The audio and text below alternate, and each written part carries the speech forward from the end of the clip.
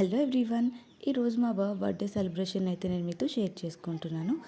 యాక్చువల్గా మేము బెంగళూరు నుంచి ఇక్కడికి వచ్చింది కూడా ఈ రీజన్తోనే అనమాట. అక్కడైతే మేము ఇద్దరమే ఉంటాము. ఇక్కడైతే అందరు బ్లెస్సింగ్స్ ఉంటాయి కదా, దొరుకుతాయి కదా అని చెప్పేసి ఇక్కడికి వచ్చాం అనమాట.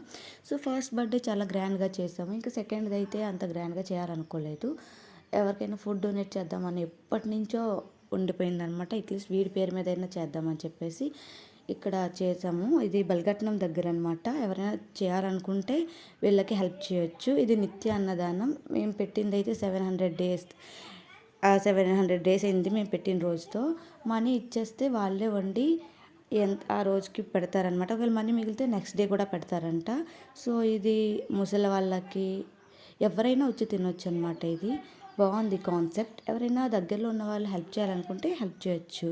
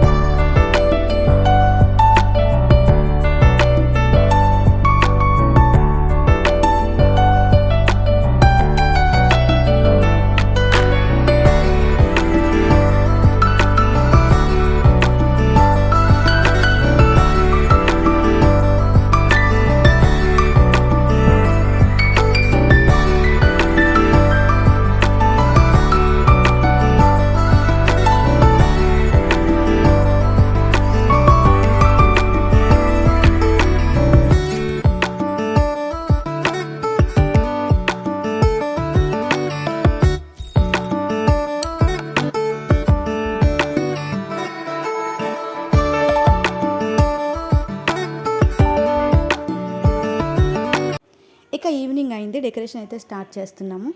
ఎంత సింపుల్ డెకరేషన్ అయినా అంత ఈజీగా అయిపోదు కదా. సో మా సిస్టర్ అలానే మా హస్బెండ్ కూడా డెకరేషన్ అయితే స్టార్ట్ చేశారు. ఎంత కాలం నుండి పరిచయం అయ్యారు అనేది స్నేహం కాదు, ఎంత బాగా అర్థం చేసుకున్నారు అనేది నిజమైన స్నేహం. అలాంటి స్నేహాన్ని నా ఫ్రెండ్స్ నాకు ఇచ్చారు. నా 10th ఎంత నన్ను అర్థం చేసుకున్నారో, ఎంత నా కోపాన్ని భరించారో, నా చిరాకుని భరించారో అది వాళ్ళకి నాకే తెలుసు అనమాట. అలానే 10th ఎంత బాగా మేమందరం ఎంజాయ్ చేసేవాళ్ళము. ఒకరిపైన ఒకరు సెటైర్లు వేసుకుంటూ. సో ఫస్ట్ బర్త్డేకి రాలేదని కోప్పడ్డానని ఇప్పుడు వచ్చారనమాట. చాలా మంచి టైం అయితే స్పెండ్ చేశాను నేను నా ఫ్రెండ్స్తో. అలానే చాలా ఇయర్స్ అయిపోయింది కలిసి. సో అందులో రీసెంట్గా ఒక అమ్మాయికి కూడా మేకప్ వేస్తుంది కదా, తనకి పెళ్ళయింది. తన పెళ్ళికి కూడా నేను వెళ్ళలేదన్నమాట. అయినా సరే నా మీద ఎలాంటి కోపం పెట్టుకోకుండా పిలవంగానే వచ్చింది. అదే కదా స్నేహం అంటే. స్కూల్ మెమరీస్ అన్నీ అలా ఒకసారి గుర్తు తెచ్చుకుంటూ చాలా బాగా ఎంజాయ్ చేసామన్నమాట. ఇంకా పెళ్ళి కానీ ఇద్దరు ఉన్నారు కదా, వాళ్ళు మా ఇద్దరిని ఏడిపిస్తున్నారు అనమాట. ఆంటీ ఆంటీ అని. మేము మాత్రం ఊరుకుంటామా ఏంటి? మేము అసలు తగ్గలేదు. మేము ఆంటీస్ అయితే వాళ్ళు ఆంటీసే కదా అని మా బాబుతో చెప్తున్నాను. ఆంటీ అని పిలిపిస్తున్నాను అనమాట.